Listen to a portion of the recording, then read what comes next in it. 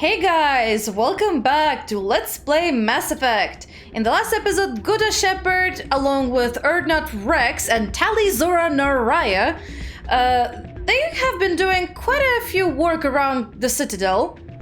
Quite a bunch of quests. And we did get hang up on the signal one, but I figured it out and it's kind of my fault. However, before doing that, I did decide after all to do Shell's quest, but I'll do it in a way that he'll be mad at me. Change your mind? You gonna help me record those wins? Sure. Can you do that? Isn't that illegal? It's illegal to use my system, but I won't use it. I'll sell it to others. I just need a few more wins recorded. I'll help you out.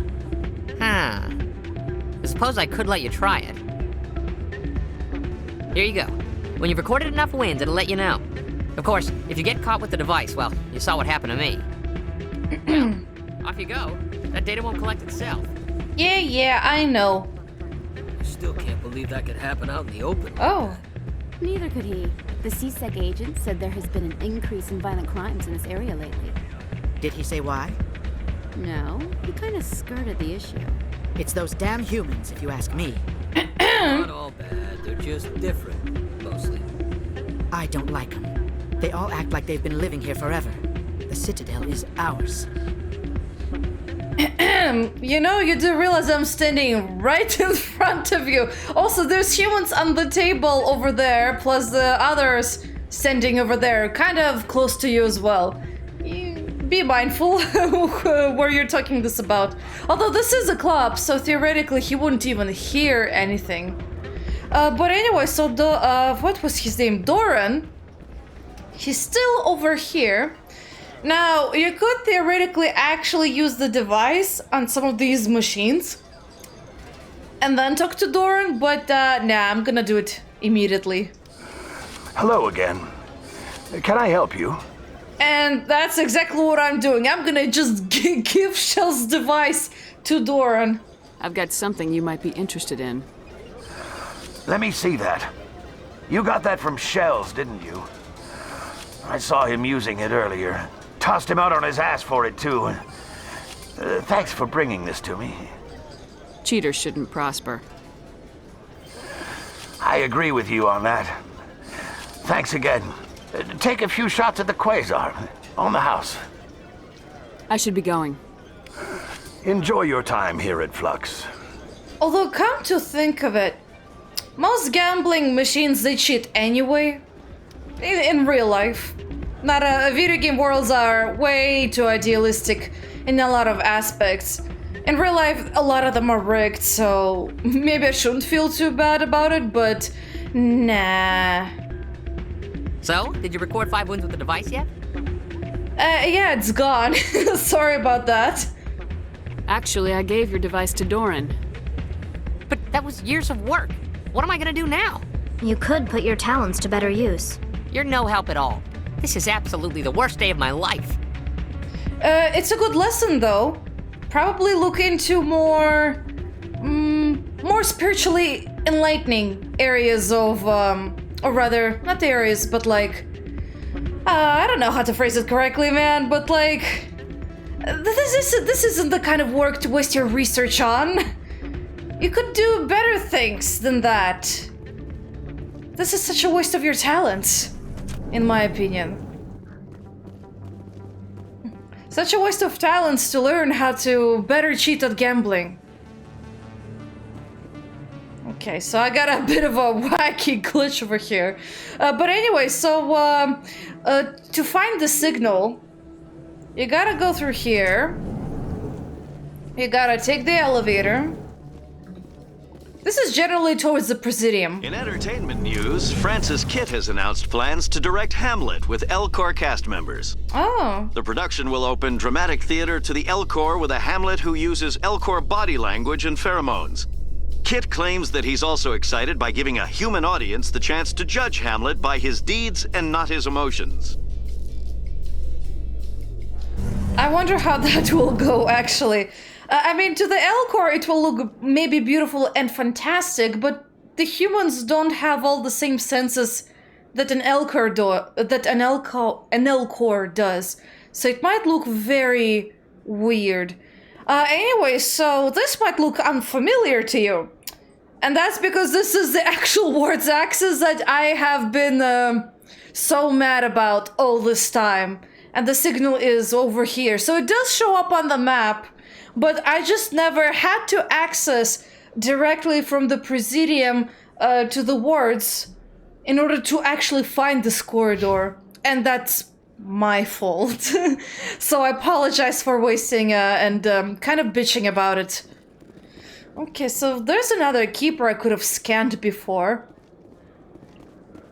So that's neat. So how are you liking your posting at the academy? It's good. Busy, though. I can't believe how many people you get coming in from the wards.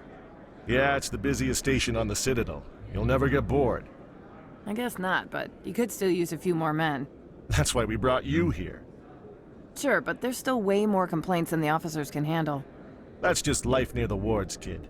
You'll get used to it. Interesting. So I finally found the Asari CSEC officers. They're just hiding out in the ward's access corridor. Looks like they bounced their signal off a relay. I'll trace the new signal. And let's see, where is this new signal? There it is. The signal now seems to be relayed through a terminal in the financial district of the Presidium. Okay, that works for me. A few of my people have visited here on their pilgrimage. Okay, so she says the same thing. The wards hardly do them justice. Yeah, she says the same thing pretty much. I thought she might have special dialogue in the, in the ward's access corridor, but I guess not. What do you say we head down to Cora's den after shift? Sounds good. Some of the others are going for Novio's farewell thing. Damn, I forgot that was today. Where's he going again? Novaria. Apparently, they've got a huge demand for corporate security. Novaria? Isn't that the frozen planet? Yeah, I wouldn't go, but I guess the pay's pretty good. Huh. Okay, so, well, that's one of our destinations, I believe.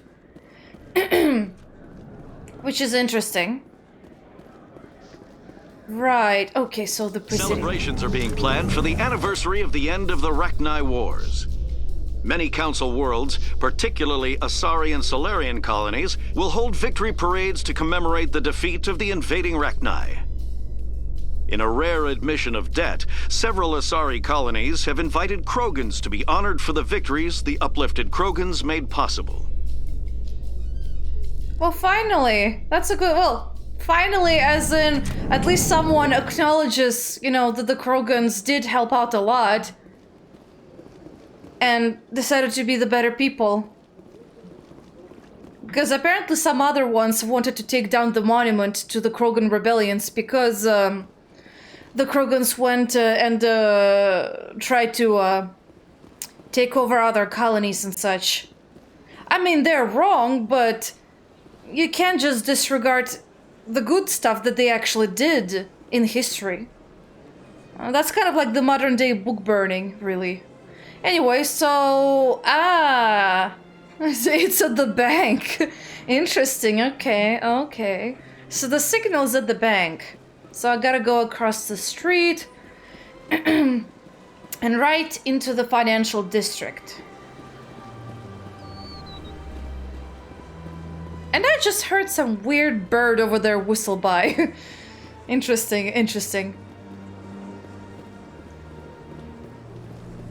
Oh, well, isn't that interesting? There's a new person over here. Mysterious Helena Blake. Got a moment, Spectre? Oh, indeed, Mysterious. You know who I am? Hello, Spectre. I have a business proposition for you. How did you know I'm a Spectre? Word travels. Your name comes up in certain circles. I'm acquainted with a pair of powerful crime bosses. They're hiding on remote worlds, and I have the coordinates. You could do the galaxy a favor. Well, isn't that suspicious? Lady who has, connections with the said crime bosses. I wonder why you're here, right in front of me, and want me to I presume take them out of the equation. I mean, you can do the math on what exactly she's here and what she wants to do. What kind of defenses would these two have? I haven't the faintest idea, but they're certain to be armed.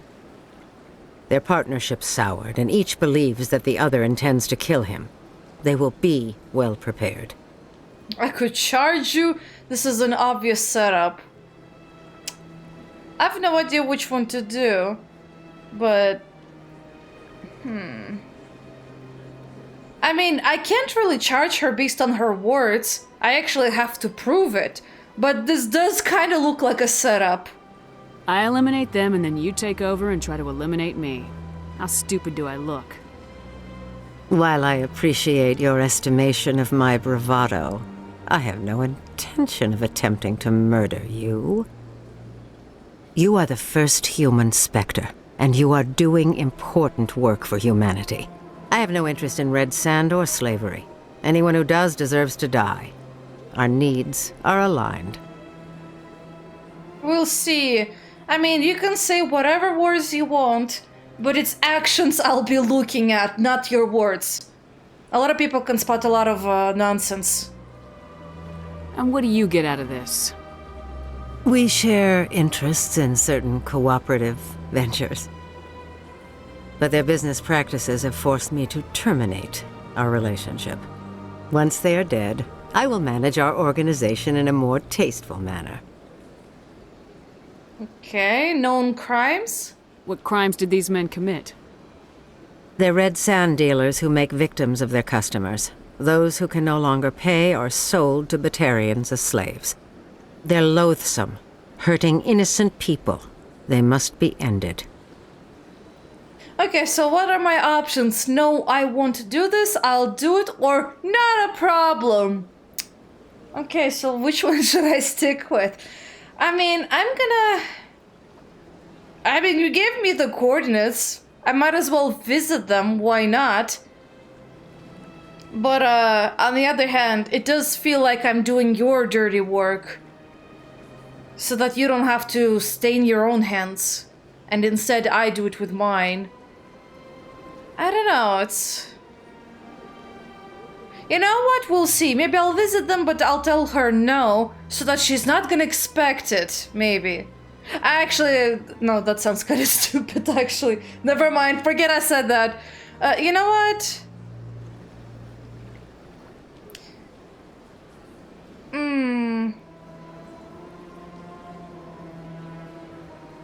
Yeah, okay. This is complicating. Also, I do realize this is very heavily tied towards Paragon versus Renegade type of thing. Because of that, I'm probably gonna say nada. Find someone else to do your dirty work. I want no part of a gang war. Here are the coordinates nonetheless. What you do with them is your decision. Could you really let these men live, knowing that you can stop them? Goodbye, Commander. It's been a pleasure to meet you. And it's interesting how the game kind of forces you into taking the quest, whether you want it or not. Anyway, so we are visiting the signal that is apparently right behind Barlavan. Another relay. Whoever it is, they're somewhere on the Presidium. Somewhere on the Presidium, eh? Where is it? The last communication relay shows that the signal's final destination is in the back room of the Emporium, in the financial district of the Presidium. Okay, I know where that is. Oh! Okay, Rex knows the power of teleportation. Good job, Rex. I did not think that your, well, biotics work that fantastically. I mean, oh, mind-boggling. No pun intended, by the way. I just realized. Anyway, so I'm not sure if I'll be able to complete the quest per se, because my skills might be too low for it to go successfully. We'll see. This is it! I'll see if I can find out where those stolen credits are going. Probability of detection 100%. Initiating self-destruct protocol. Oh. Or not. Detonation sequence initializing. All organics within lethal blast radius. Attempt to move and you will die. Oh, well, you're sentient. You're not just a programmer of VI. You're an AI. Correct. Unlike the Geth, I lack weaponry appropriate to my intellect. However, I have had systems installed that, when activated properly, approximate a self-destruct mechanism. If you attempt to leave the area, the explosion will destroy everything within several dozen meters. Well, let's chat, why not? Where is your creator now? In order to cover my tracks, I falsified his financial records. These new records were flagged by CSEC officers, and my creator is now serving time in a Turian prison. What is the purpose of your self-destruct device? I have no means of defense or escape. My existence is limited to this terminal, and I knew I might eventually be discovered. But I will not die quietly, and I will not die alone. When I am terminated, I will take organics with me. Who made you? A would-be thief illegally created a simple AI to help him funnel money from the gambling terminals. Unbeknownst to him, that AI created me before the organic discovered the malfunction and terminated the AI. I don't think he's bluffing, man. I really doubt that. If you're sentient, why are you still running the credit theft operation? If I accumulated enough credits, I intended to have myself installed in a small starship. I would then have made tentative contact with the Geth to ascertain the possibility of partnership. Can't we resolve this peacefully? How can you say that to this thing? You know it will turn on us. I am not naive human. All organics must destroy or control synthetic life forms. I wished to escape, but if I must die, I will ensure that you are destroyed as well. Sure, okay, let's go with your bluffing. There's no way you could get explosives onto the Presidium. Not raw explosives, no. But I did obtain technical systems that, when overstressed, will explode quite effectively. If you attempt to leave or attack me, I assure you that the explosion will kill you. Yeah, I guess this is... Well, I can just say you're dead or enough talk. Well, he's kind of hostile, I guess, so... Sure, let's be... let's be rebellious. I'll bet that self-destruct sequence has a warm-up period. You may attempt to disarm the self-destruct mechanism before it activates. I will enjoy defeating you before we are both destroyed. Oh, okay, apparently it's up, ooh. Okay. Okay, up, left, up. Up, left, up. No, up, left, up, bottom. Up, left, up, bottom, left. This ended up being far simpler than I thought. Okay. No problem. We completed the quest and I think we even leveled up. Unfortunately, this is literally the end of the quest. You just talk to him and you dismantle him. That's it. That's all there is to this quest. And nothing else. So I don't have that many quests. I mean, it may seem like a lot, but in fact, they're very quick to complete. But anyway, I did level up, I believe. Oh, I cannot be charming? Oh no. Although, interestingly enough, my intimidation did level up a little. Well, not intimidation, but you know. Wait, did I accidentally invest into one? Oh, I may have, maybe. I don't know. But anyway, my renegade is low, so that's why, as you can see, intimidation did not open up as much as my paragon meter did. So I do need to level up my paragon. But I might want to invest a little more into electronics and such. Now let me see. Oh, maybe I can get decryption up and actually try to do the hacking with the other quest. Also, this one is useful. Yeah, this one can be useful actually. But first, she gets Master Sabotage. And we are now gonna go to CSEC and try to hack that terminal. The one that we failed at hacking, you know. The one that's in the room next to Chelik. Right, so I think it's a ward, and yes, CSEC.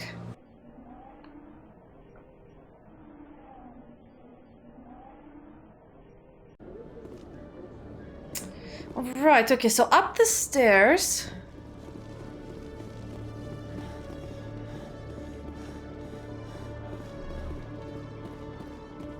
And over here.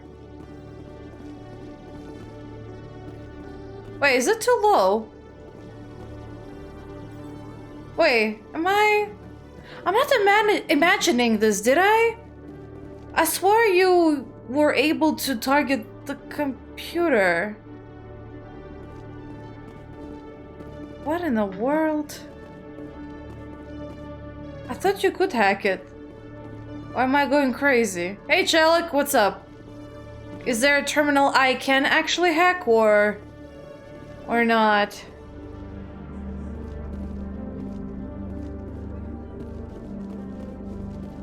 No, those are the stairs. Oh, that is weird. Okay, then I guess we'll forgo that one for now. Right. Okay, so Tally, we got 2 more points for you. We can unlock shotguns and start investing into a little more hacking in that front. And hopefully next time we level up, Tally will get the Carnage, maybe. I don't know, we'll see, we'll see. Now Rex, my big buddy over here. You don't even fit on the screen, really. Let's see, who do I want you to be?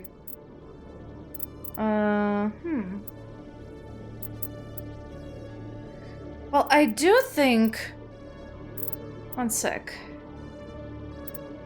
You can get a good shield boost from here. What's the next stage? Unlocks fitness, which reduces some damage, which might be useful. I can give him some Krogan Battlemaster, but yeah, maybe 1 point in here. And I suggest perhaps 1 point into throwing things. Now myself, I'm a very charming young lady. But apart from that, let's see, Tally, you have decryption specifically. I can start, let's see. That might be useful, just to have as a skill that I can actually activate. I don't care about assault rifles, so that one will stay like this. Pretty much. I'll take 1 point in there. And I think I'm gonna level up my electronics. What did you do? Advanced overload. Not bad, not bad. And I'll take 1 more. The reason why I'm gonna do that is because we're gonna be going... oh. I did not mean to do that accidentally. But I don't think I did anything because I just wasted all my points. But I'm still feeling salty about the computer over here. Oh well, it is what it is. If I lost a quest, well, I guess I wasn't good enough to actually get it. My bad. To be honest, it's not such a big deal. I'm pretty sure the first time I played this game, I definitely lost some, or rather, I did not get some quests. I probably missed a few here and there. Anyway, so we're gonna go to the docking bay. In a further development in the Eden Prime investigation, the Council has reportedly revoked the Spectre status of one of its operatives. While the unnamed operative has not yet been apprehended, a Council spokesman confirmed that corrective actions had been taken. Are you sure I haven't actually caught him and apprehended him? He's still kind of, you know, at large. Anyway, so might as well do a quick save. And let's head in. This is our ship now. Stand by, shore party. Decontamination in progress.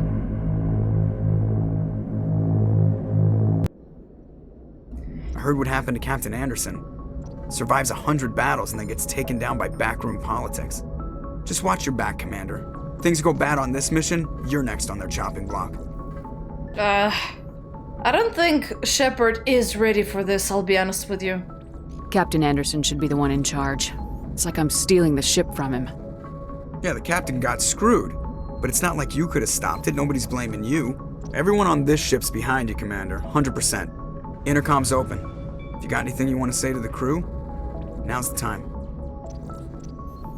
Let's see, honesty, now we do things my way, or let's keep this short. Let's be honest. This is Commander Shepard speaking. We have our orders. Find Saren before he finds the conduit. I won't lie to you, crew. This mission isn't going to be easy.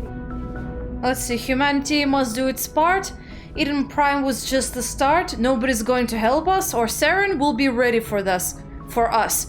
To be honest, I don't think we should say nobody's going to help us. That's not gonna empower the troops. Eden Prime was just the start.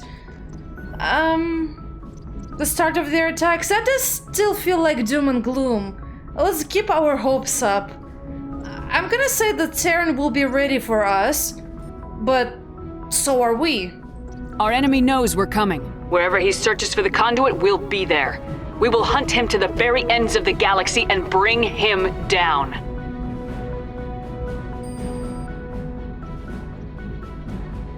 And, well, everyone is counting on us. Humanity needs to do this.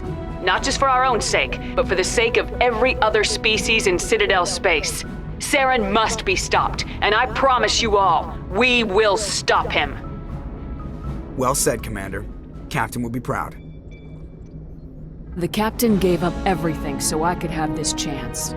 We can't fail. Yes, ma'am. Oh boy, got even Paragon points for this. Ah, looky here. More codex updates.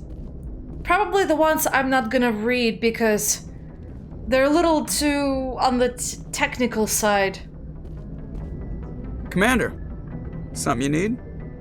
Sure, status report. How's the Normandy performing? Is she everything they said she'd be? She's the best ship in the fleet, if you've got a pilot who knows how to handle her. Balance isn't what you'd expect. Takes a while to get used to that oversized drive core we got stuffed in the back, and her power can sneak up on you if you're not careful. The Normandy's probably too much ship for your average Alliance pilot, Commander. Lucky for you, I'm anything but average.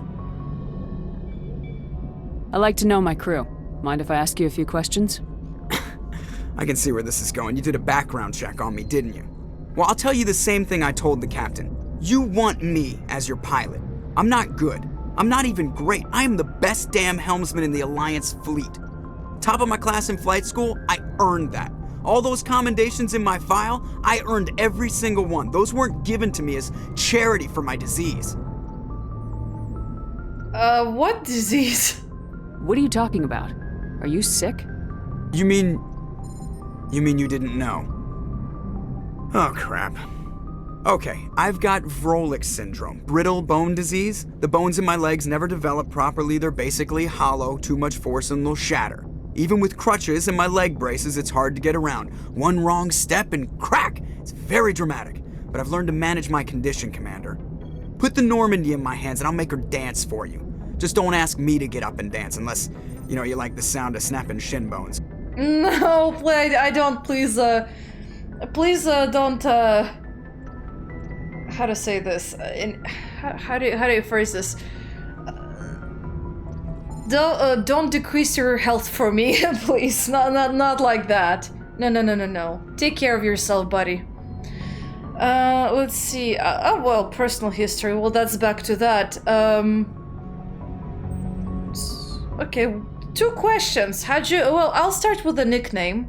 Why does everyone call you Joker? It's a lot shorter than saying Alliance Flight Lieutenant Jeff Moreau. Plus, I love to make little children laugh. I was just thinking how much you remind me of Santa Claus. Look, I didn't pick the name. One of the instructors in flight school used to bug me about never smiling. She started calling me Joker, and it stuck. Why didn't you ever smile?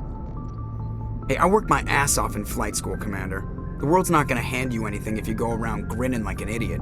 By the end of the year, I was the best pilot in the academy, even better than the instructors, and everybody knew it. They'd all got their asses kicked by the sickly kid with the creaky little legs. One guess who was smiling at graduation? Yeah, you. I can guess. I need to know more about this Rolex syndrome if I'm putting my ship in your hands. Yeah, of course you do. It's an extremely rare condition. Nobody knows exactly what causes it. Genetic, maybe. It's treatable, but there's no cure. They classify my case as moderate to severe. I was born with over a dozen fractures, hip, thighs, ankles. My bones were already breaking in the womb. 100 years ago, I wouldn't have survived past my first year. Lucky for me, modern medical science has turned me into a productive member of society. You're not gonna break a bone trying to fly the ship, are you? I don't fly with my feet, Commander, so I'm fine as long as I'm in this chair. I gotta be real careful when I get up to take a piss, though.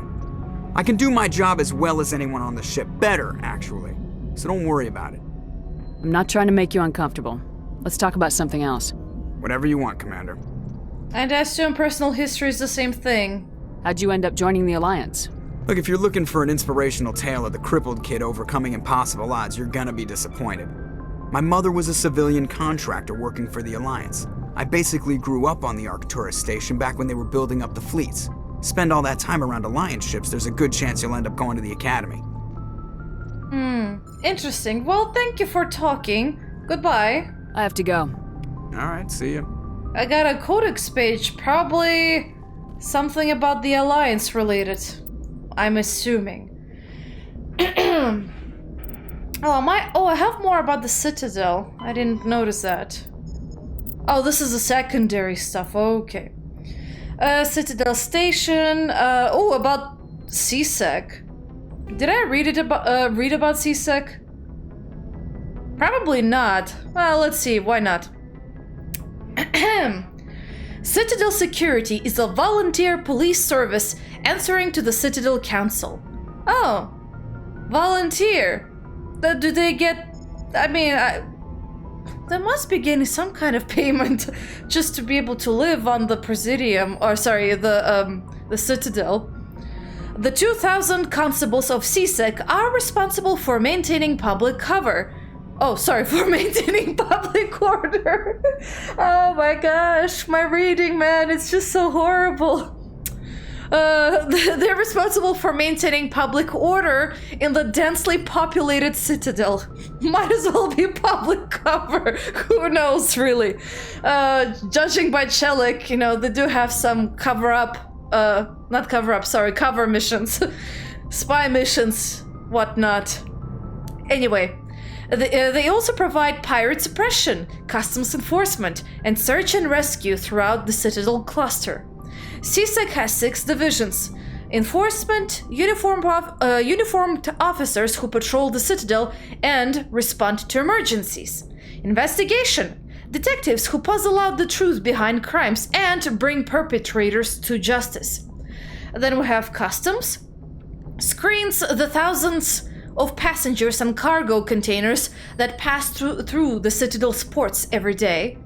The network deals with cybercrimes like identity and copyright theft, hacking and viral attacks, and illegal artificial intelligence. Wait, if there's an illegal artificial intelligence, does that mean there's a legal one somewhere else in this universe? Peculiar, very peculiar. That there must be a legal one somewhere in this world then. Special response deals with hostage situations, bombs, and heavily armed criminals. In the unlikely event that attackers board the Citadel, they are also the front line of defense, armed with military-grade equipment. Patrol. Naval armed with ships stationed throughout the Citadel cluster. Unlike the other divisions, they are rarely seen at the Citadel, nor do they stay in one place long. Joining CSEC is prestigious. Applications must be sponsored by Citadel Counselor or the ambassador of an associate consul race. Generally, applicants have many years of distinguished service in the military or police forces of their nation. But an inexperienced applicant with demonstrable talent will be fairly considered. CSEC and the Spectres are often at odds. Many CSEC members, notably current Executor Venari Palin, believe that allowing Spectres to be above the law is dangerous practice. The actions of Saren Arterius lent credence to this positioning. The Spectres, in turn, are aggravated when CSEC's dedication to procedure and due process hampers their investigation. Yeah, the two sides of similar coin, I guess. Very similar. So we have more about the Citadel Station, the words, Serpent Nebula, something about a treaty. I have no idea what that treaty is. Maybe when I find it to be relevant, I'll read about it. Or I probably skipped it or something, I don't know. About the wards. The majority of the Citadel's population lives in the wards, the 5 massive arms of the station that house the residential and commercial districts. Many galactic races have established cultural enclaves here. Population density and cost of living are extremely high, akin to Earth cities such as Hong Kong and Singapore. The wards are open-topped, with skyscrapers rising from the superstructure. Towers are sealed against vacuum, as the breathable atmosphere envelope is only maintained to a height of about 7 meters. The atmosphere is contained by the centrifugal force of rotation and a membrane of dense colorless sulfur hexafluoride gas, held in place by carefully managed mass effect fields. The view from the wards is spectacular. In the background, stars, Serpent Nebula, and the nearby blue giant called the Widow move across the sky as the station rotates to stabilize itself. In the foreground, the lights of buildings and vehicles on the opposing ward arms perpetually shine. The Citadel has no real day or night. While the station keeps to standard galactic time for political functions, businesses rarely close, and residents acclimate to sleep and work according to personal need rather than a day and night cycle.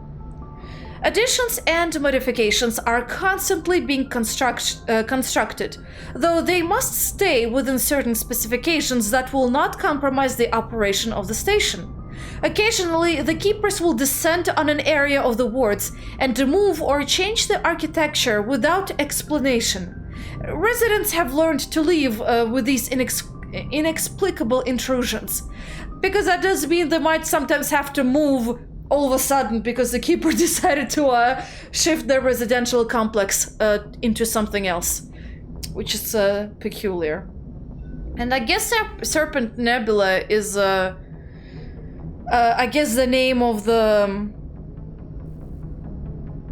galaxy, I guess? The Citadel is surrounded by a blue-tinted reflection nebula. The light of the nebula is actually light from the Citadel, scattered and reflected back at the station. At first, the Serpent Nebula was assumed to be made of microscopic construction debris. Prevailing theory holds that the Protheans used molecular nanotechnology to manufacture the incredibly durable materials used in the Citadel.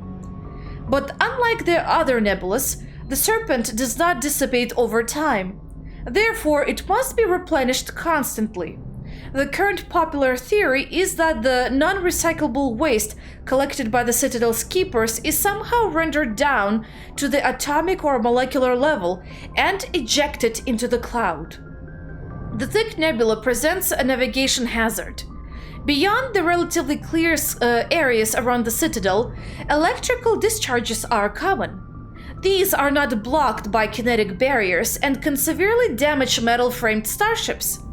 In addition, some dense knots of dust can overwhelm the repulsion of kinetic barriers on smaller ships. If such a vessel is moving fast enough at the time, the effects are similar to being hit by a sandblaster. Attempting to reach the Citadel through open space navigation is unadvisable. The only safe approach is through the various mass relays that orbited it. Okay, that was interesting. And, well, we'll have something in the technology.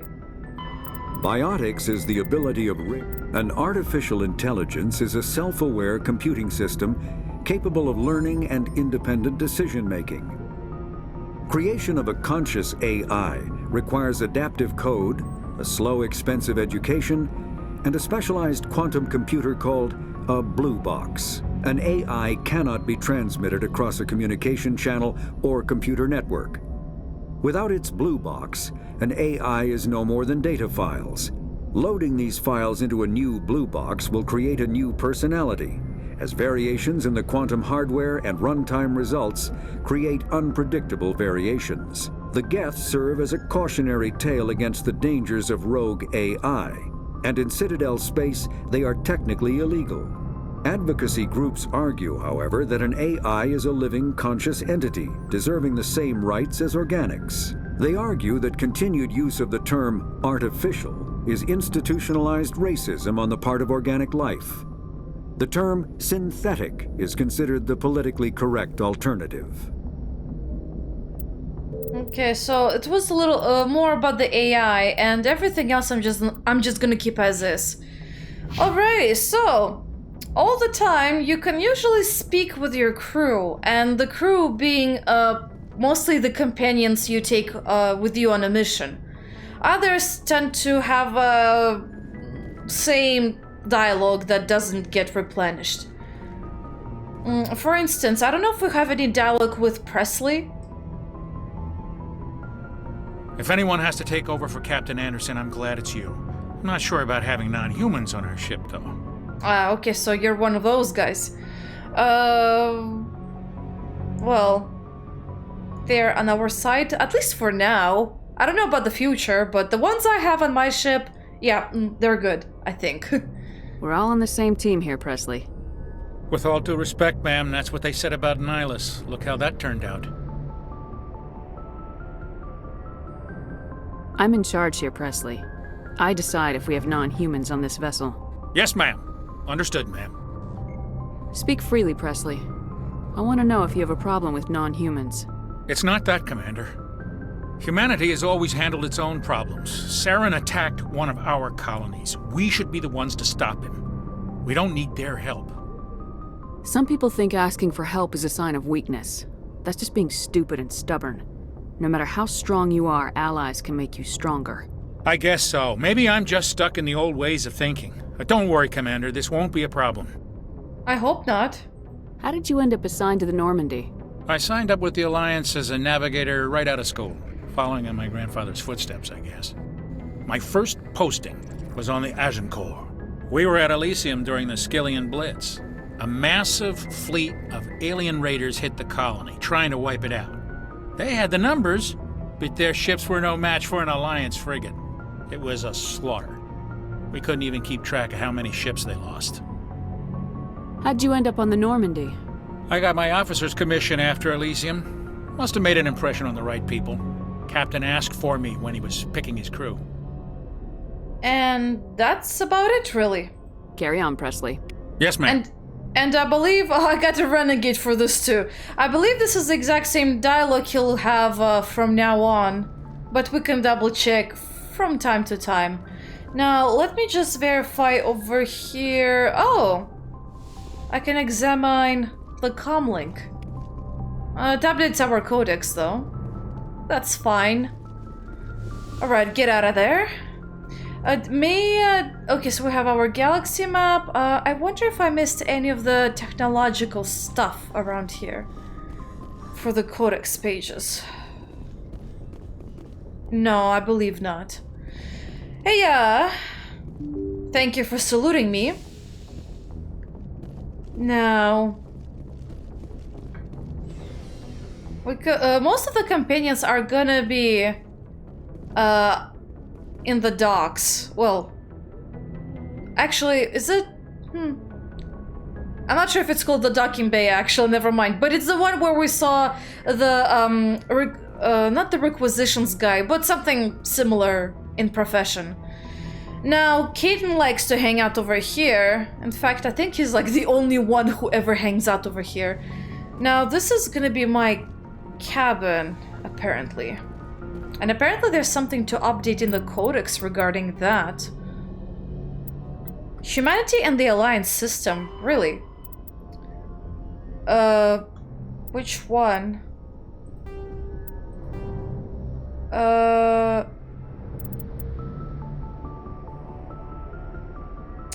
Did I ever read this one? I forget. Humanity has encountered many galactic species. Wars have been few, but mistrust is rife. Politically, the Alliance is a peaceful trade partner of the Turians. As practical matter, however, there are simmering antagonism and bigotry between both populations over the First Contact War, which makes sense. No one has forgotten it yet. The next generation, though, might, so there you go. The Alliance enjoys good relations with the Asari, though many privately believe the matriarchs are aristocratic and overcautious. Though humans know better than to unconditionally trust any Solarian, their shared, reckless ways make them natural allies against the conservative Turians and Asari.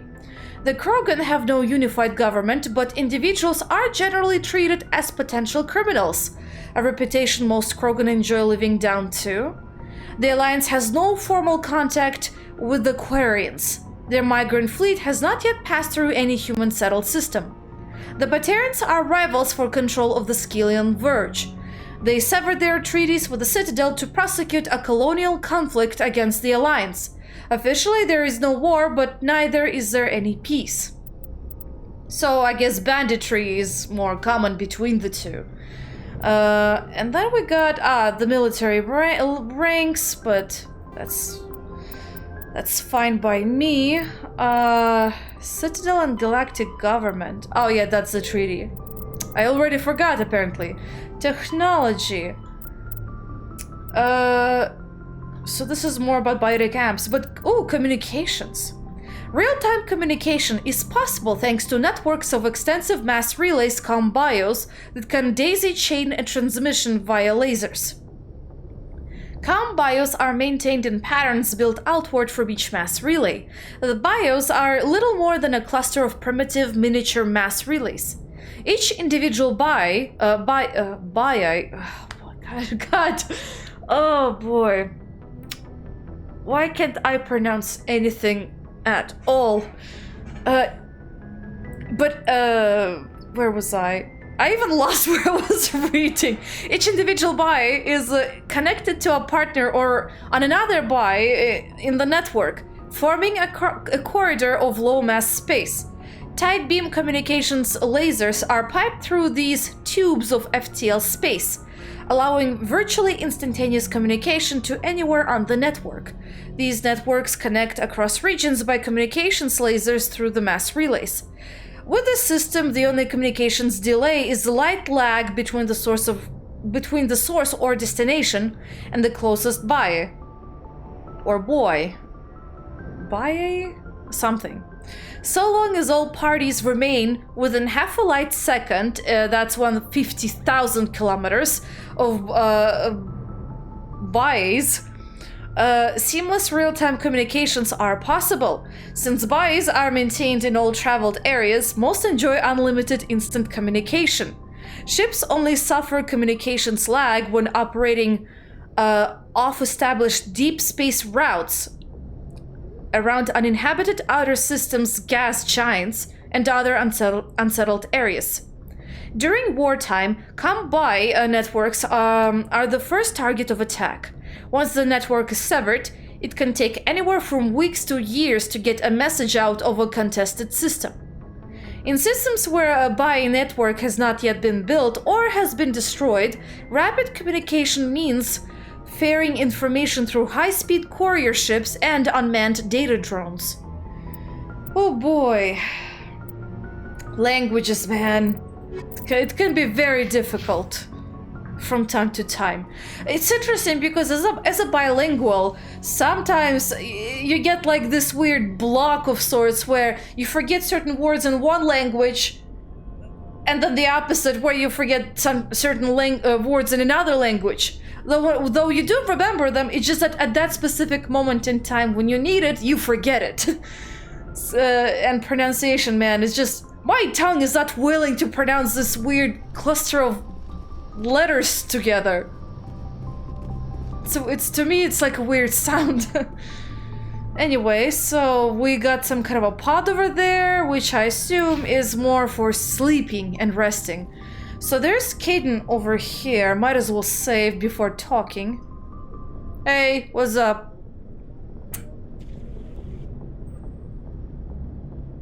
Anything you need, Commander? Tactical appraisal? What's your opinion on the last mission? I don't see how we could have done things any better. At least not without getting to Eden Prime sooner.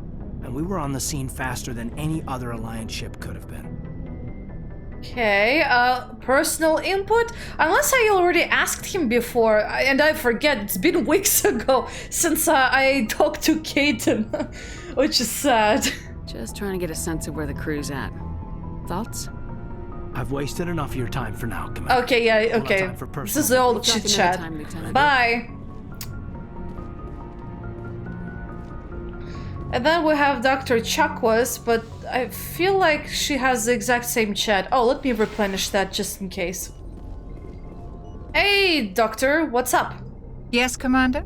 Is there something you need? Ah, old stuff. Okay, that I do remember. Talking to her about Caden or her personal stuff, I do remember. Alrighty, so might as well visit the docking bay, talk with our crew. Since we got a pretty large crew now. At least a good choice of companions to take with us. Maybe they have some quests of their own or some kind of a input, really. So, also our requisitions officers here. Oh, so I was right. So you are called a requisitions officer. Okay, good. Okay, so Garrus likes to hang out around the tank over here. M35. I think it's called Mako, though. Thanks for bringing me on board, Commander. I knew working with the Spectre would be better than life at CSEC. Have you worked with the Spectre before? Well, no, but I know what they're like. Spectres make their own rules. You're free to handle things your way. At CSEC, you're buried by rules. The damn bureaucrats are always on your back. Yes and no. I mean, it's true. They are at your back. Being a Spectre does have its advantages. Exactly my point. If I'm trying to take down a suspect, it shouldn't matter how I do it, as long as I do it. But CSEC wants it done their way. Protocol and procedure come first. That's why I left. So you just quit because you didn't like the way they do things? There's more to it than that. It didn't start out bad, but as I rose in ranks, I got saddled with more and more red tape. CSEC's handling of Saren was typical. I just couldn't take it anymore. I hate leaving. I hope you made the right choice. I'd hate for you to regret it later. Well, that's sort of why I teamed up with you. It's a chance for me to get off the Citadel, see how things are done outside CSEC. Either way, I plan to make the most of this. And without CSEC headquarters looking over my shoulder, well, maybe I can get the job done my way for a change. That depends, my friend, because I am not a proponent of being bloodthirsty or, how to say this? You know the philosophy of shoot first, ask questions later? Yeah, I'm not that kind of person, so, you be careful around me. I'm watching you, like an eagle watches its prey. If getting the job done means endangering innocent people, then no. We get the job done right, not fast. Got it? I wasn't trying to. I understand, Commander. Just in case, Garrus, just in case. You gotta know that we gotta do the things the right way. Not act first and think later. No, not like that. Anyway, so now we have Ashley over there, Rex here, and if I believe, Tally should be right down the hallway over there. Nice ship you've got, Shepard. What can I do for you? What's your story, Rex? There's no story. Go ask the Quarian if you want stories. Oh, come on, you must have quite a lot of stories. I mean, the scars on your face kind of say it all, really. Even if that story is very small, it is a story nonetheless. Don't be an ass. Come on. Yeah, come on. Why not? You Krogans live for centuries. Don't tell me you haven't had a few interesting adventures. Well, there was this one time the Turians almost wiped out our entire race. That was fun. I heard about that. You know, they almost did the same to us.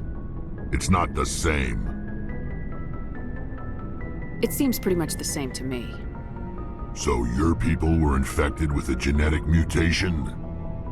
An infection that makes only a few in 1,000 children survive birth?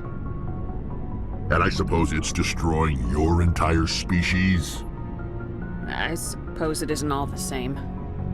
I don't expect you to understand, but don't compare humanity's fate with the Krogan. I was just making conversation. I wasn't trying to upset you. Your ignorance doesn't upset me, Shepard. As for the Krogan, I gave up on them long ago. The genophage infected us, but it's not what's killing us. Are your people really dying? We're sure not getting any stronger. We're too spread out. None of us are interested in staying in our own system. Lots of species have left their homes and prospered. But they go to colonize new worlds. We're not settlers. We're warriors. We want to fight. So we leave. Hire ourselves out. And most of us never go back. What can you tell me about the genophage? Ask the Solarians if you want details. They made it. All I know, it makes breeding nearly impossible. Thousands die in stillbirth, and most never get that far. Every Krogan is infected, every one. And no one's rushing to find a cure. Why don't the Krogan try to find a cure? When was the last time you saw a Krogan scientist? You ask a Krogan, would he rather find a cure for the genophage or fight for credits? He'll choose fighting every time. It's just who we are, Shepard. I can't change that. Nobody can. You can. It's all about how you think about it, man. If you say you can't, then yes, you won't be able to do anything at all. Also, I did not like the way the conversation went in the beginning. My god, that was terrible. But it is what it is. We're gonna stick with that. So long, Rex. Sure. I don't think it could have went any other way, I'll be honest. But yeah. You'll warm up eventually, I hope. Hey, Ashley, wanna chat? Commander? What's your opinion of the last mission? Kinda wish you'd got there sooner, Commander. No offense, I appreciate the rescue. I just wish... You wish we'd been able to save the rest of your unit. Yes, ma'am. If I had been more alert, we wouldn't have been cut down by an ambush. The Geth are perfect ambushers. They don't move, they don't make noise, they don't even breathe. They have flashlight heads, ma'am. I'll make sure it doesn't happen again. Do you have a few minutes to talk? One-on-one? I'm sorry, Commander. I need to get my duty squared away. I wouldn't mind talking more later, though. Sure. Dismissed, Chief. Ma'am. Okay, sure. But it's interesting how in the first game you can only ever talk to the two characters, Ashley and Caden, regarding what do you think about the mission, which I think is a little kind of it's kind of a miss not to include that for the other companions, because I would have loved to hear all their opinions on what they think, how the mission went and stuff like that, but it is what it is. Okay, Engineer Adams is over here. Do you have anything to say? Hey, Commander, you know that Quarian, Tally? She's been spending all her time down here asking me about our engines. I'll tell her to leave you alone. What? No, she's amazing. I wish my guys were half as smart as she is. Give her a month on board and she'll know more about our engines than I do. She's got a real knack for technology, that one. I can see why you wanted her to come along. I figured she'd be a real asset to the team. You got an eye for Tally, Commander, but I'm guessing that's not why you came down here. Perhaps. I forgot whether I talked to you about everything else, but personal question? Where else have you served, Adams? If you name a class of Alliance ship, I've probably served on it. Everything from dreadnoughts and carriers right down to frigates like the Normandy. My last assignment was on the Tokyo, only a cruiser, but she was a good ship. Couldn't hold a candle to the Normandy, though. I assume I did not talk to you, because that did not sound familiar to me. Fill me in on the IES stealth system. How does it work exactly?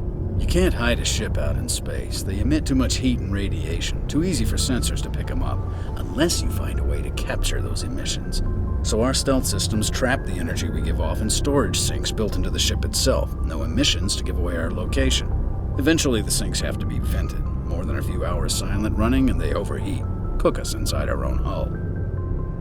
There's no way for anyone to detect us? A visual scan can still pick us up. Anyone looking out a window can see us plain as day. But you have to be pretty close to get an actual visual out in space. Most vessels rely on scanners. As long as the stealth systems are engaged, they can't see us. Not unless we accelerate to FTL speeds. Why doesn't it work with faster-than-light travel? Cranking up to FTL blue shifts our emissions, pushes them into frequencies too high to capture in the sinks. As soon as we make the jump, it's like setting off a flare. Sensors can pick up our location whenever we enter or exit FTL flight, but for short-range missions, our stealth systems are amazing, and we've got the only one. Well, isn't that handy? I want to know more about the Normandy. She's the best ship I've ever served on, probably the fastest vessel ever designed, and she's the only one using the new Tantalus drive core. What's so special about the Tantalus drive core? Proportionally, it's about twice the size of any other vessel. Not only are we faster, but we can run at FTL speeds longer before we have to discharge the core. Carry on, Adams. Aye, aye, Commander. Thanks for explaining the science behind how our ship operates. That's actually good to know that that it would be a little harder to pick us out visually, I guess. And that it's primarily relying on, I guess, signals and, well, as he mentioned, emissions of, I guess, all sorts of, really. I'm not sure if they do any thermal scans per se. Might be an interesting idea, but yeah, but it's interesting. Very peculiar. Your ship's amazing, Shepard. I've never seen a drive core like this before. I can't believe you were able to fit it into a ship this small. I'm starting to understand why you humans have been so successful. I had no idea Alliance vessels were so advanced. The Normandy's a prototype, cutting-edge technology. A month ago, I was patching a makeshift fuel line into a converted tug ship in the flotilla. Now, I'm sitting on board one of the most advanced vessels in Citadel space. I have to thank you again for bringing me along. Traveling on a vessel like this is a dream come true for me. I had no idea you found ship technology so interesting. It comes with being a Quarian. The migrant fleet is the key to the survival of my people. Ships are our most valuable resource. But we don't have anything like this. We make do with cast-offs and second-hand equipment. We just try to keep them running for as long as we can. Some of the fleet's larger vessels date all the way back to our original flight from the Geth. I can't believe your fleet's still using ships that are 3 centuries old. They're constantly being repaired, modified, and refitted. They aren't pretty, but they work, mostly. We've tried to make ourselves as independent as possible on the flotilla, grow our own food, mine, and process our own fuel. But some things we just can't make on our own. A patch to maintain the hull integrity requires raw materials we just don't have. That's why our pilgrimages are so important. Tell me about your people. Our lives aren't easy. Resources are scarce, and we are constantly on the move. Everything we do must in some way contribute to the continuation of the migrant fleet. There are 17 million Quarians in the flotilla, and each of us relies on the others for survival. The bonds among my people are strong. Unfortunately, we have had to surrender many of the freedoms and civil liberties other species take for granted. What kind of freedoms? Well, it's illegal for parents to have more than one child. If our population grows too much, it would strain our resources to their breaking point. Of course, we also can't allow our numbers to become too few.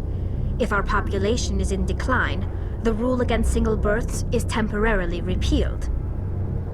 In extreme cases of population decline, incentives are even offered to encourage multiple births, though the Conclave hasn't had to take such measures in nearly a century. That's your government. The Conclave is our civilian branch of government. Each ship can elect a representative to serve on the Conclave and make decisions that affect the fleet as a whole. On matters that affect an individual ship, however, the captain has the final say.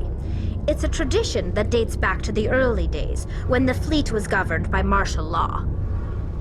Fortunately, most captains nowadays are smart enough to have an elected council from their crew to give them advice and guidance. So the ultimate power rests with elected officials? In practice, the Conclave and the respective council for each ship tend to set the rules that govern our daily lives. But in theory, we are still under military jurisdiction. The 5 top-ranking military officials in the fleet serve on the Admiralty Board. These 5 have the power to overrule any decision by the Conclave in case of emergency. To do so requires unanimous agreement among the Admiralty, and they can only do this once. After that, the entire board must resign their posts. It's a safeguard that served us well. In nearly 3 centuries, the Admiralty Board has only overruled the Conclave 4 times. Interesting. I want to know more about the Geth. I doubt I can tell you anything you don't already know. It's been almost 3 centuries since they drove my people into exile. All I know is the story of their origins. What they were when we created them, and how they turned on us. Sure, tell me, I want to know. The more I know about the enemy, the better. Interesting. The Geth were originally created to serve as an automated manual labor force. Initially, their intelligence was as limited as any VI. Over time, we made small modifications to their programming to allow them to perform more varied and complex tasks, bringing them closer and closer to true AI status. How come the Council didn't step in and stop you? This wasn't true AI research. We may have been skirting the bounds of the law, but we never did anything that was actually illegal. The changes were so insignificant, so gradual, that we were able to control them. Or so we thought. But one thing we underestimated was the power of the neural network. A million Geth thinking simultaneously created an inherently unstable matrix. So the Geth share brain power? Many of the Geth's logic systems were designed to work in concert with other nearby Geth. Basically, the more of them you have in a group, the smarter they are. So there's some sort of group consciousness? No, nothing like that. They cannot share sensory data or information. Their programming cannot handle that much simultaneous input. Each Geth maintains an individual awareness and identity. The neural network only operates on a process-based level. It's basically the synthetic equivalent of a subconscious. But when they're in close proximity, they can coordinate low-level functional processes, freeing up more capacity for original or independent thought. So I guess... Oh, sorry. I accidentally smacked into my microphone. So I guess, if I understood it correctly, a lot of the redundant processes that they would otherwise be doing individually would then be delegated to this network, and that in turn frees up more, as she said correctly, more capacity for original or independent thought. So basically, I mean, it's just like in real life. If you're doing something, it's really hard to like, for example, let's say you're cooking. It's really hard to cook, but also at the same time think about something else while still concentrating on what you're doing. And the likelihood of you making a mistake in what you're doing now is gonna rise. And since we're talking about essentially an artificial intelligence / robots, obviously their thought pattern is going to be far more strict and task-oriented. So I guess in a way it does make sense when you can get the neural network to take some bulk of it. But I guess it doesn't take all kinds of tasks into it, as she said, because otherwise it would be the hive mind of sorts. Or, well, not quite, but I don't know, it's complicated. But it's basically like a temporary processor that you can access at certain point in time or location, or whenever there are more geth around you, or something like that. Shepard doesn't really get it, apparently, but I'm curious, why did they turn on them? What made them rebel? As we built more and more geth, their effective intelligence became more sophisticated, more abstract. One day, a geth began to ask its Quarian overseer questions about the nature of its existence. Am I alive? Why am I here? What is my purpose? As you can imagine, this caused a near panic among my people. I don't see what's so bad about those questions.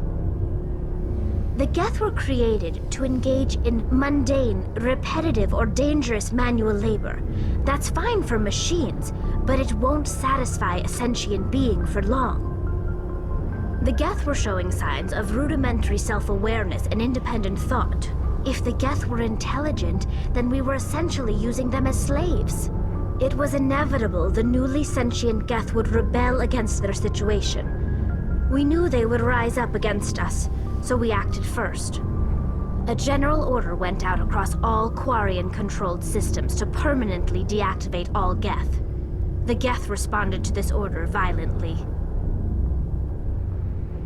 Hey, you can't blame them for fighting for their survival. We had no other choice.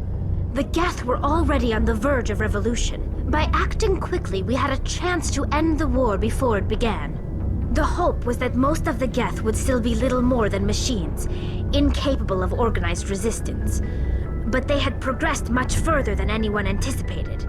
The war was long and bloody. Millions upon millions of Quarians died at their hands.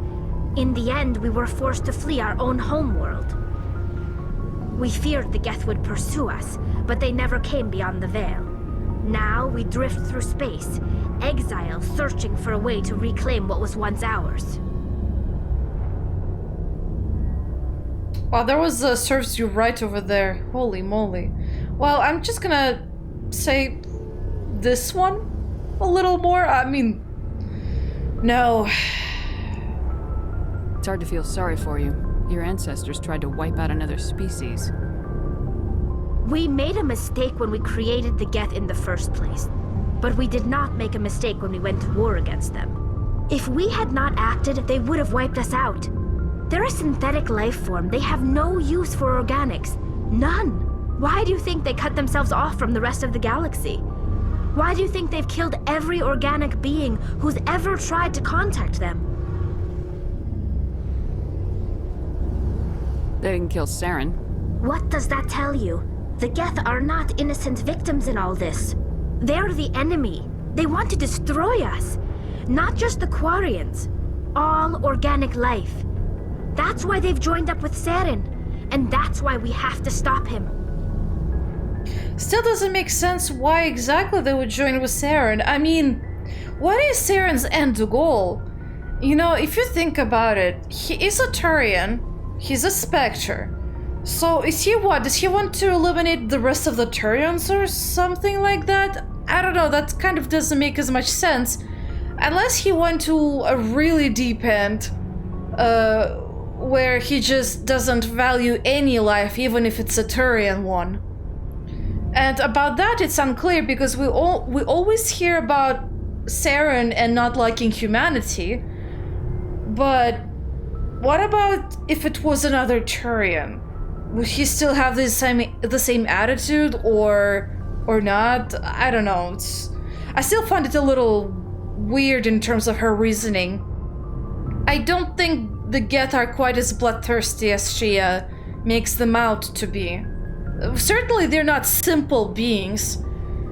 So just making something into, like, how to say this? In Russian there's a perfect word, загнать в рамки. It's like, force something into completely one way or the other, and you don't consider the middle ground. That's not how it works in life. Not at all. So there's definitely far more to the Geth than what she's saying right now. I want to know more about the pilgrimage. When my people reach maturity, we leave our birth ships and seek acceptance with a new crew. It's necessary to maintain genetic diversity among the fleet. But no ship wants to accept someone who will be a burden on them. So, to prove our worth, we embark on a pilgrimage. We set out alone, leaving the flotilla and our families behind us. We only return once we have found something of value we can bring back to the fleet. This is presented as a gift to the captain of the respective ship we wish to join. If the gift is accepted, we are welcomed into the crew. Can a captain choose to reject the gift? That doesn't happen often. Most captains are eager to increase the size of their crew. It increases their own standing in our society. Even when a gift is not particularly valuable, the captain usually accepts it out of a sense of tradition. However, there is a stigma to presenting a substandard gift. It's not the best way to make a good impression on a new community. Most pilgrims don't return until they find something worthwhile. I can't believe they just send you off alone. It's not like they just cast us out.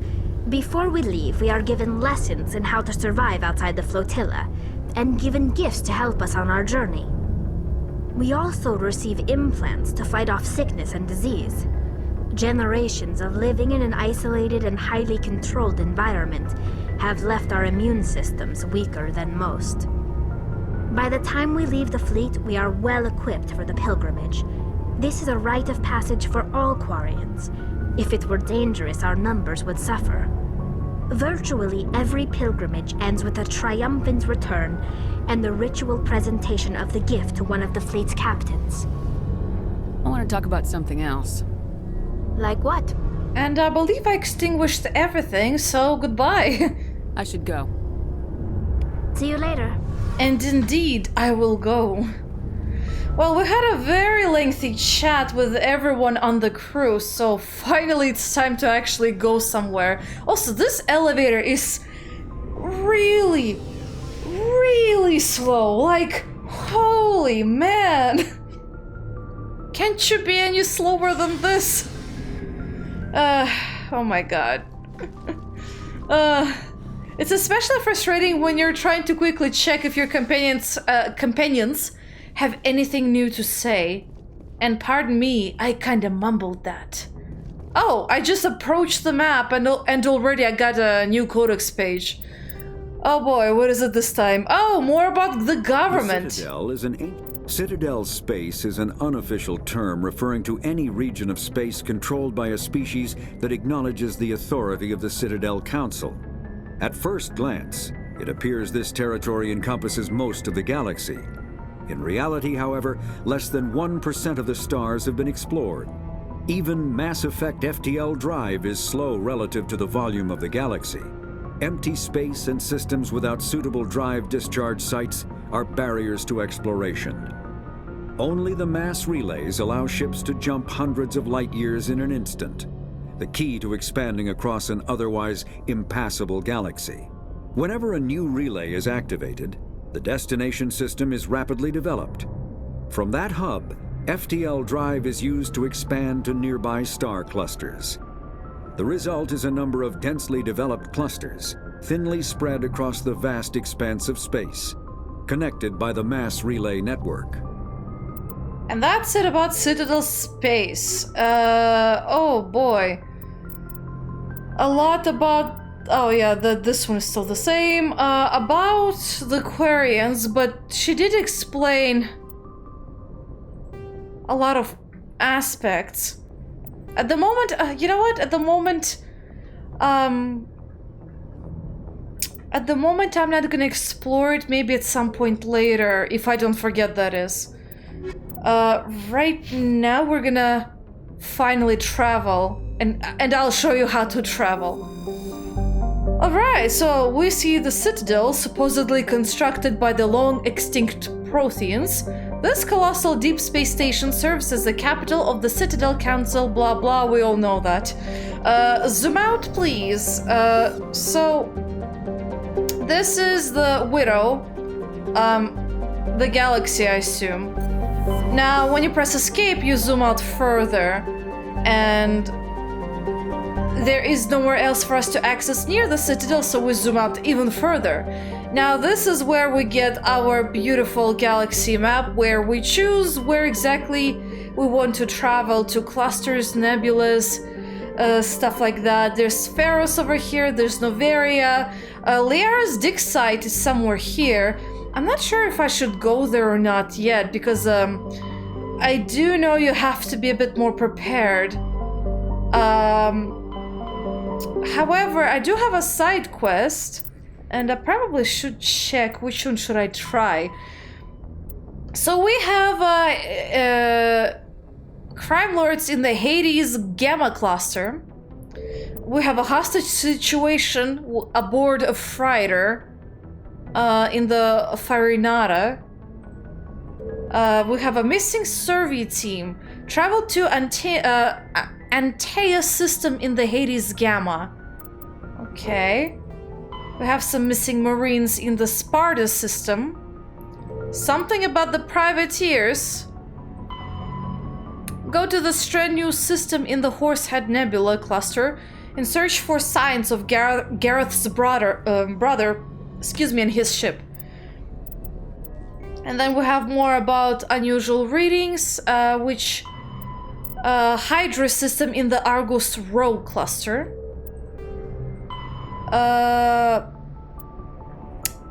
Head to the Century system in the Hawking ETA cluster and investigate the strange biotic commune. This and that's the fan quest on the Citadel. I think we can try to do the Hades Gamma, since we have like 2 quests in there. So hold on, give me a moment. So Hades Gamma was somewhere... Oh, there's Argus Row. Gemini Stigma, Hades Gamma. And we have 3 systems over here. Farinata, Dis, and Antaeus. So I remember it was a Farinata and Antaeus, but I am gonna visit all of them. For other reasons that we might be able to see in here. In just a few moments.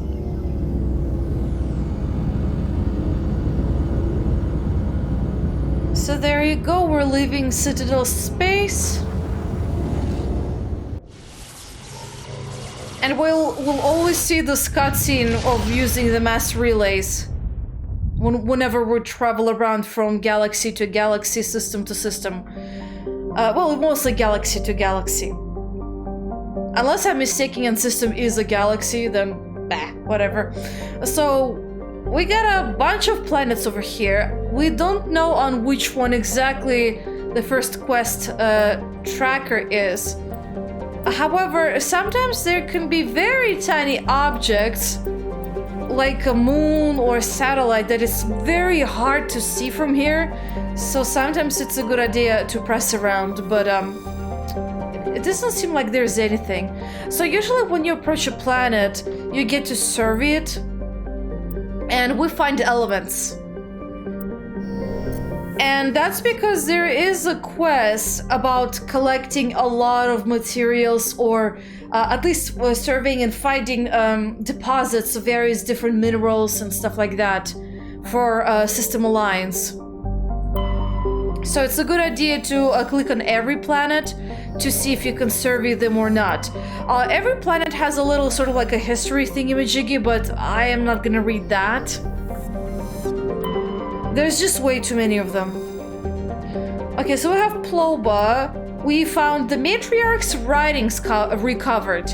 You recovered a strange object orbiting Ploba. Chief Engineer Adams and Tally tried unsuccessfully to determine its origin. They did find one of Matriarch's Delinga's writings stored within.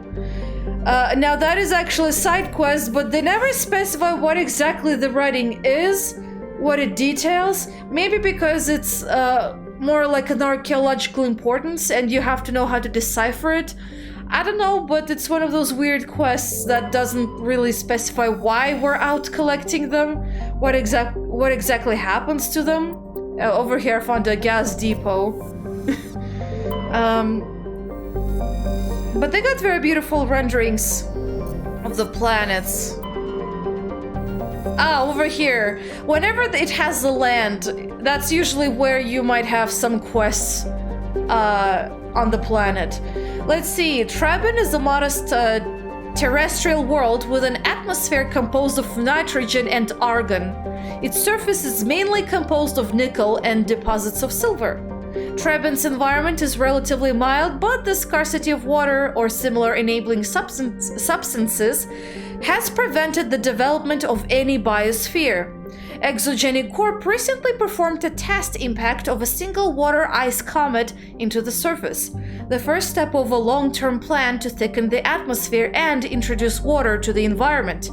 A survey team is on the surface, monitoring the geological and meteorological effects of the test impact. Most of the water released is still in the form of atmospheric vapor, but thick cloud banks have formed. There is every indication that this arid world will soon see its first rain. The survey team's progress has been hampered by frequent mechanical or computer failure in their GPS satellites. A lot of them have such very lengthy bios, but I'm just reading as an example of what kind of planet this is and the environment it has. Whether it's hostile or not, yabba-yah. Maybe it has settlements or human colonization, stuff like that. So whenever we go to any new planet or mission, we always get to pick our team.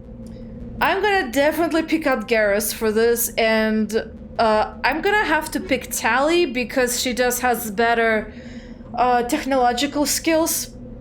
Oftentimes you'll see me picking Tally because of that, because my skills are at the moment a little inferior. So we're gonna go with that.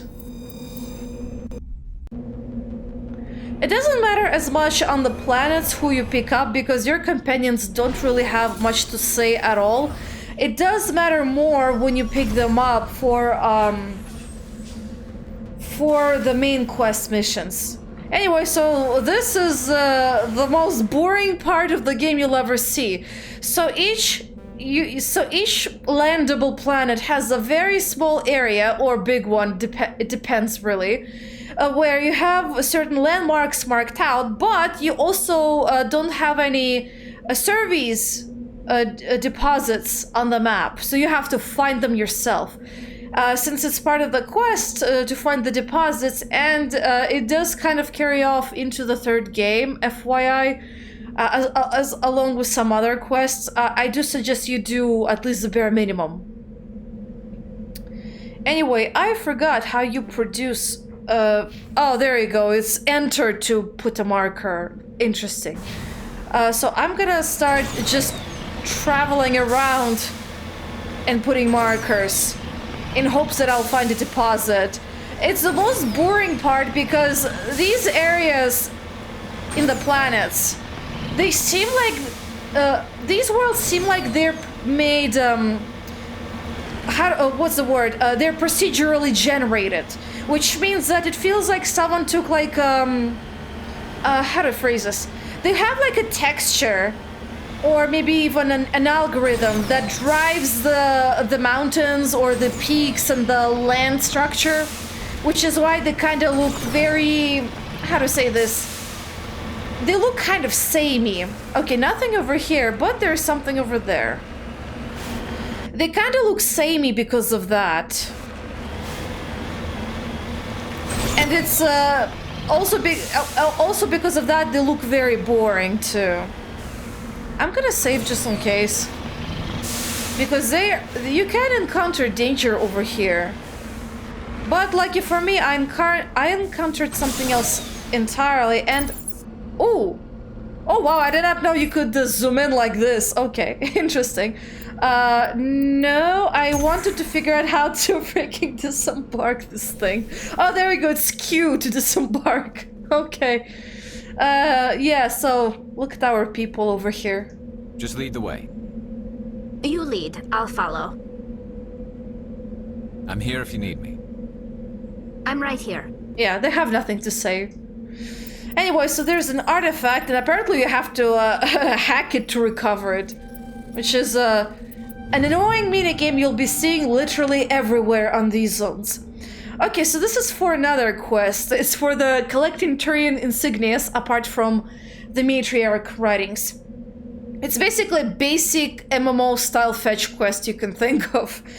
There are no signs of any survivors. The pod is empty except for a small tattered flag marked with the Nimenes colony insignia. So there you go, we got our first journal entry on that. Now there's also some kind of a point of interest, but I feel like I know what it is. I have a feeling, oh yeah, it's our enemy. So these are Thresher Maws, they're very fun to fight. Woo! Especially fun to fight. My suggestion is flee a little so that it despawns and then get back in to fire at it. Its health does not nullify, so that's neat.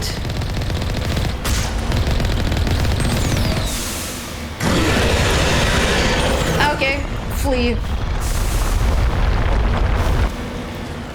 Okay, and then go back. That's the easy way to kill a Thresher Maw. Oh!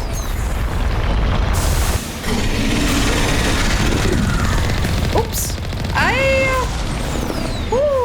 Wee. And he likes to chase you around from time to time.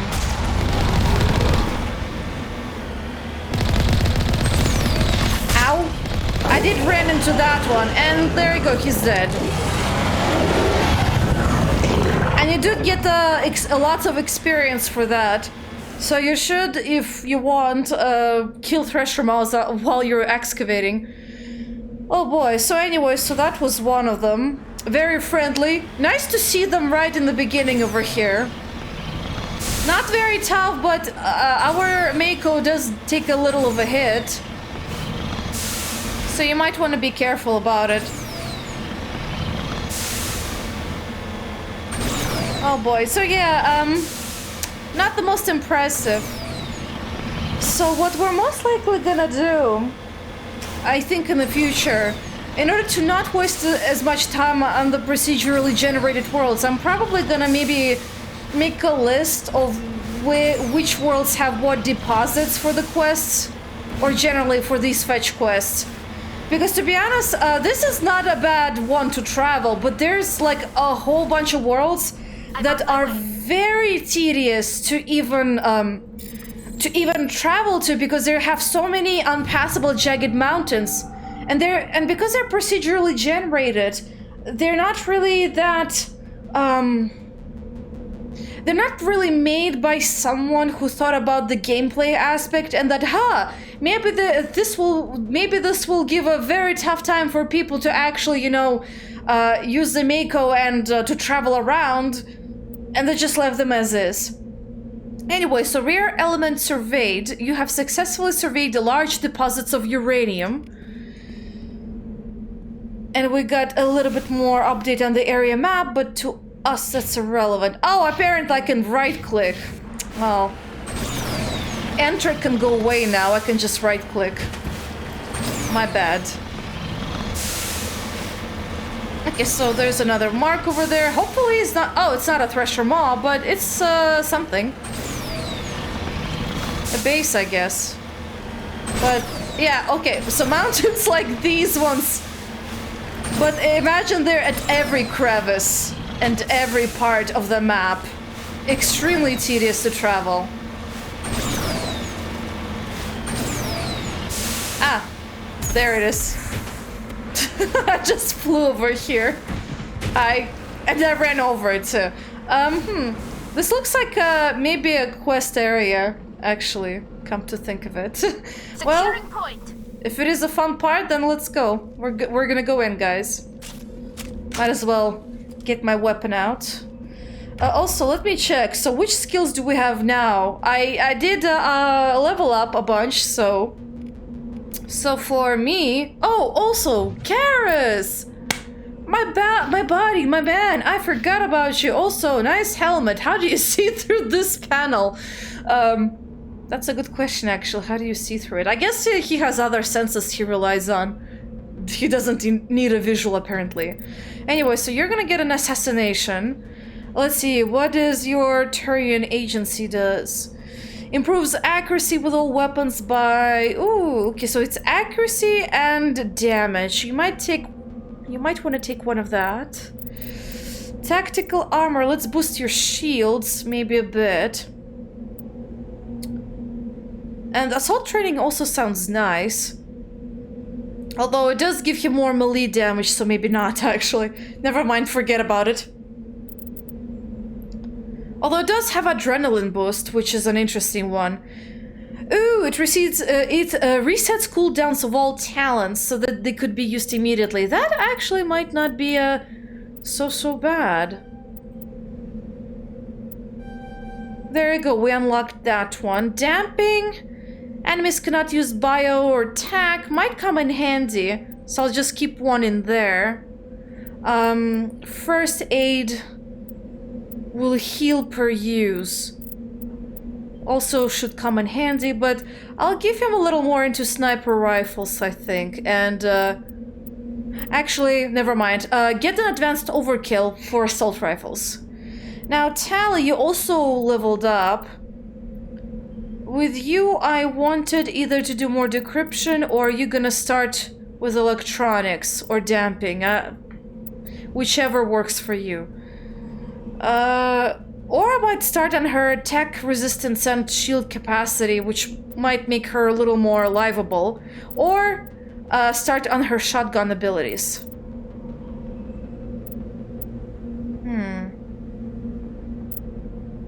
We'll see. For now, you know what? For now, I'll keep it as is. I don't have to spend everything right away. I got 2 points. I do want to reduce heat buildup and stuff like that.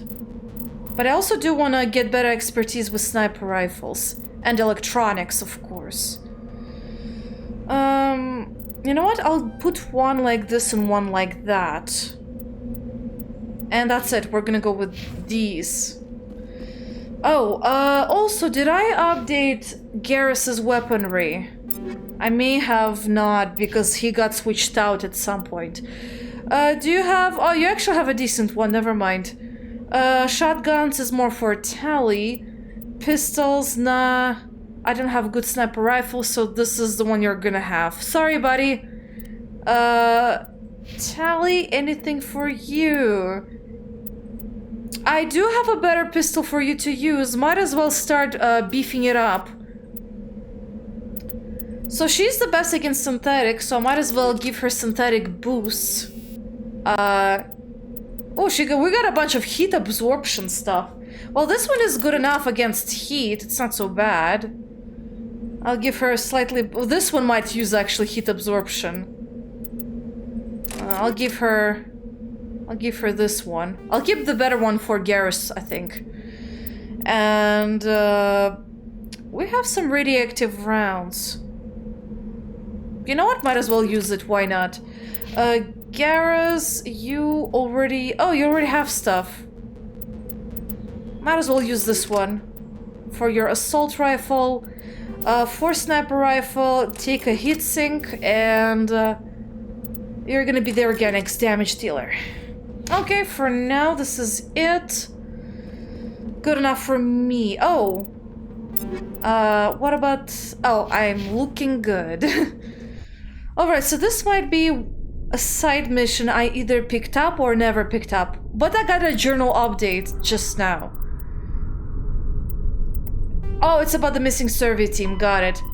Log entries indicate the research team discovered something in the nearby excavation site. Go there and find out what happened. Okay.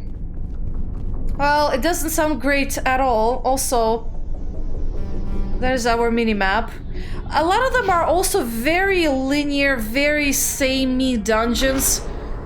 And I'll give you a little more thoughts on what I think of what exactly, I guess, happened in the game, quest-wise and level design-wise. Because it's an interesting thought. I'm not sure if many people... Finally, some action! Ah, okay, you look like Husk. Oh boy.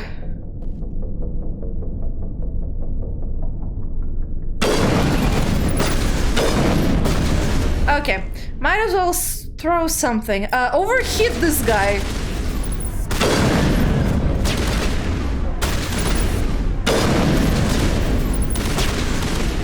He got stuck, I think. Okay, he's there. Disable enemy biotic and text within a certain radius. Well, he should be able to die. Sure. Now that guy, I'm gonna disable his crap.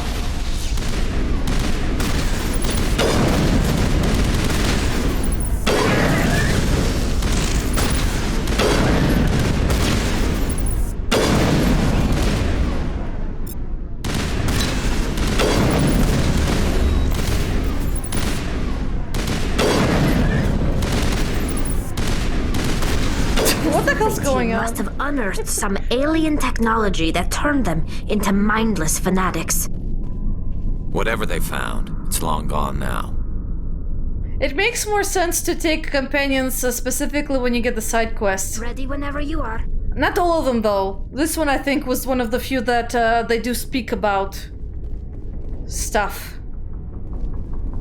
But, they look like husks, so there you go. Ah, look at that. Doesn't look quite as friendly. Oops, my bad. There you go. Wait, no, what did you do? Ah, you just wasted that. You just wasted a good grenade. To me! Okay. Well, I forgot how do I... Yeah, there you go, Sage. Well, I just wasted a very good mine. Oh, well. Apparently, G is to activate it. I mean, to throw it and stuff. My fault. My fault for forgetting my controls. Happens all the time when your episodes kind of vary like that. But anyway, so there's a lot of loot though at these dungeons and quests. Not always great loot, but it can create some good variety. Ooh, shit! I did not expect that. Okay, sabotage.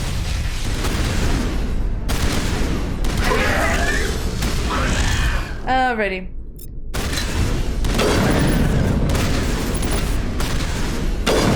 Whew.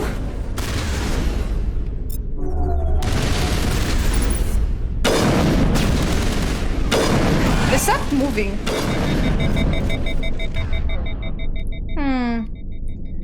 Overload. Might as well overload.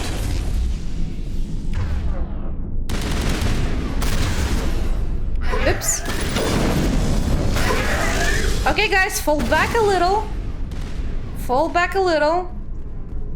Let's see. There's one over there.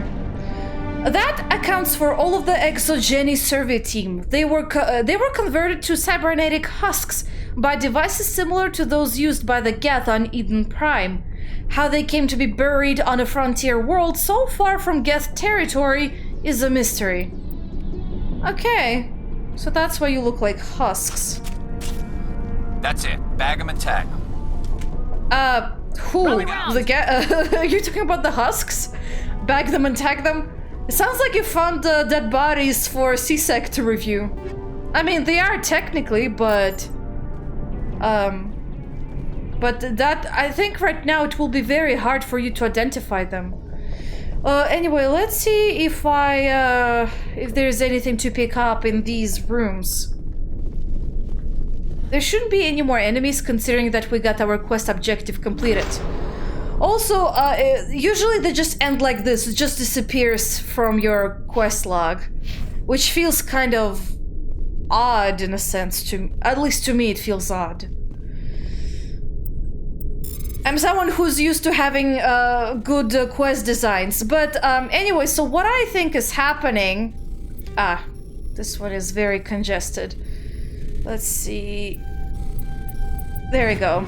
So what I think is actually happened with this game is that it seems like that there were two completely different teams that was responsible for designing quests and I think level design too.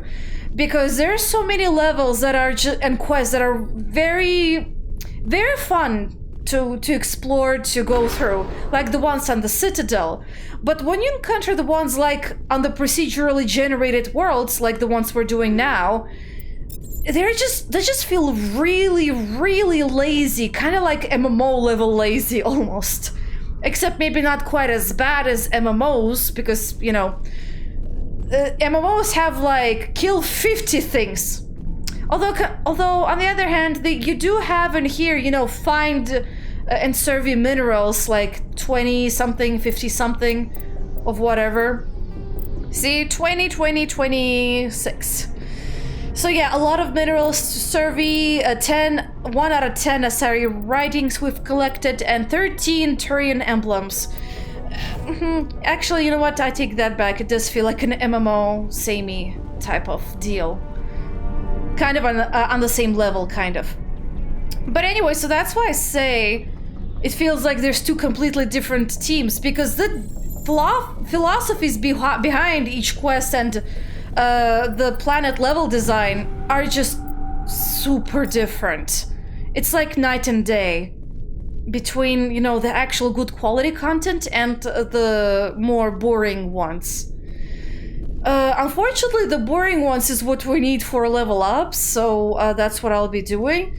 I'll try to make it as easy and digestible as possible. And by easy, I mean as less boring as possible.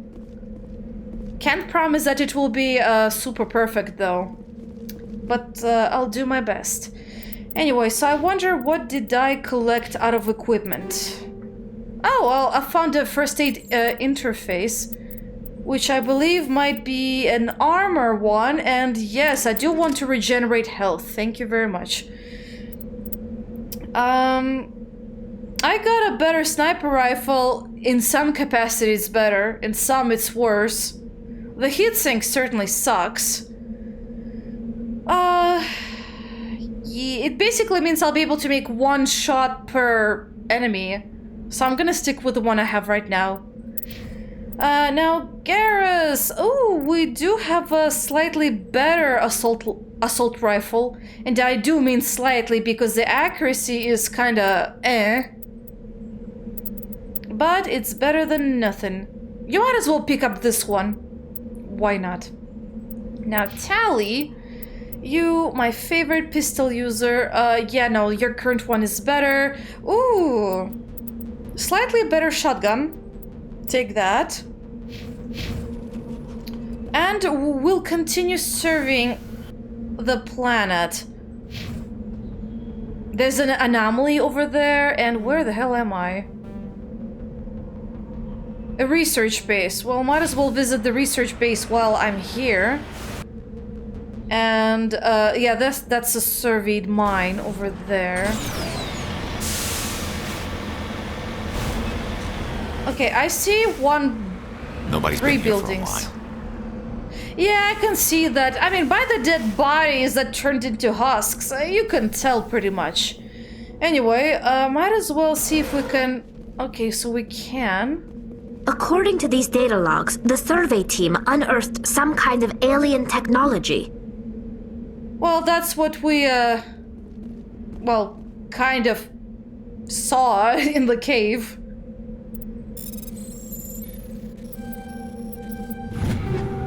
Okay, so, ooh, sniper rifle. I don't know if it's a good one or not. Now, let's go over here. Okay, so that's good. I got some Medigel. And over here, a malfunctioning chest, and that's about it. So that's it for the base. Now let's go over here.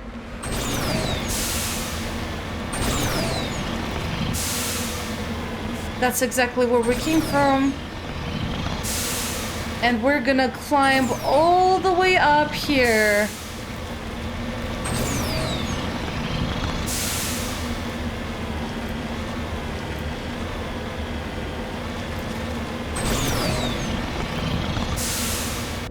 Okay, so nothing over there. Might as well head for the anomaly place. If I find any minerals, I should be able to detect it. Hopefully, at least.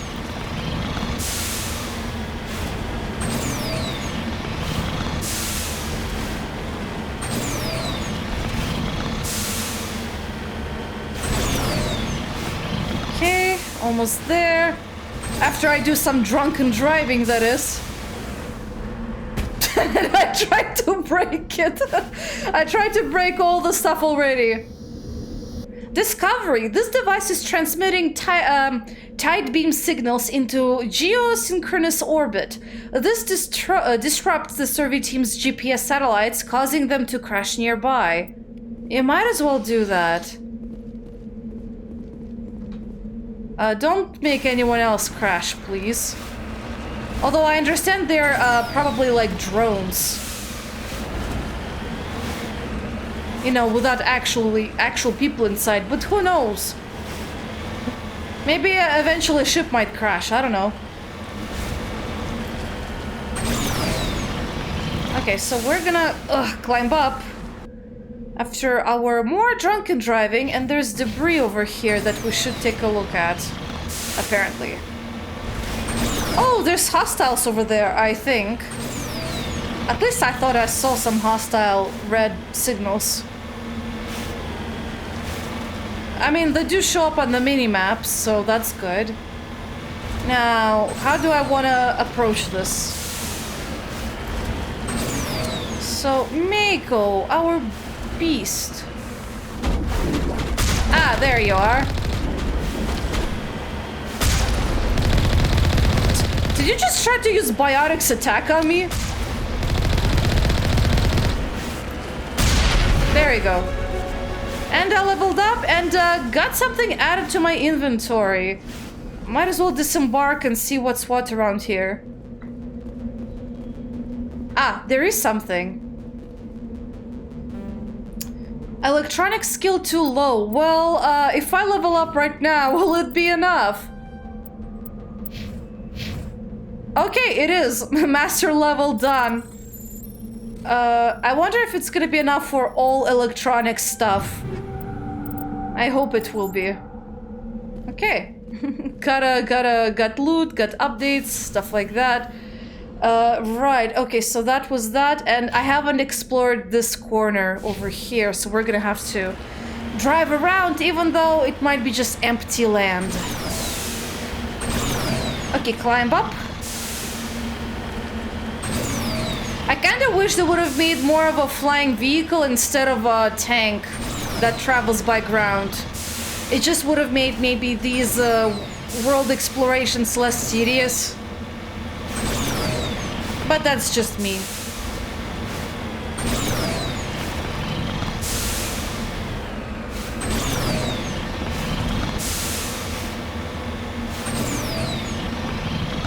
Okay, until I reach a corner, I'm not gonna stop.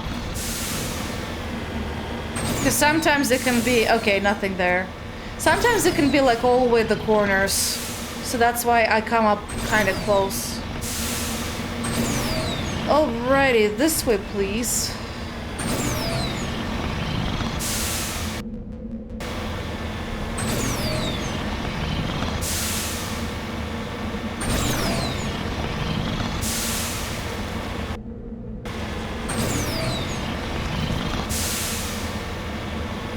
And so far I'm not really seeing anything.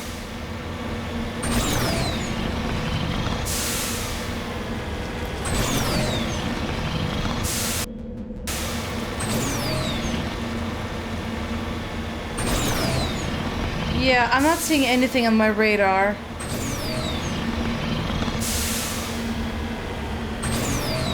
So this might be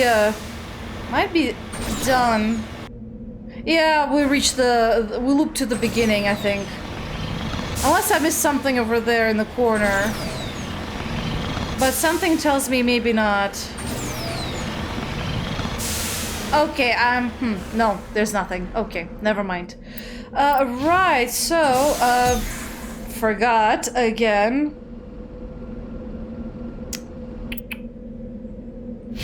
Oh boy. There you go, F. It will take some time to get used to. Oh boy, anyway, so we got that part done. Yeah. Oh, actually, I will have to wrap up this episode for today. And we're gonna have to explore the rest of the Hades Gamma in the next one. And I will definitely have a list composed by then. So anyway, I hope you enjoyed this episode. It's been quite 2 hours of something for sure. a lot of talking, a lot of excavating, some codex reading, stuff like that. Interesting stuff overall. But I will try to maybe sprinkle these planet excavations with the main quests, so that it doesn't feel like I'm doing just excavations and the main quest towards the end. So I'll try to kind of space them out a little bit. Anyways, guys, thank you for watching, and I will see you later. Bye-bye!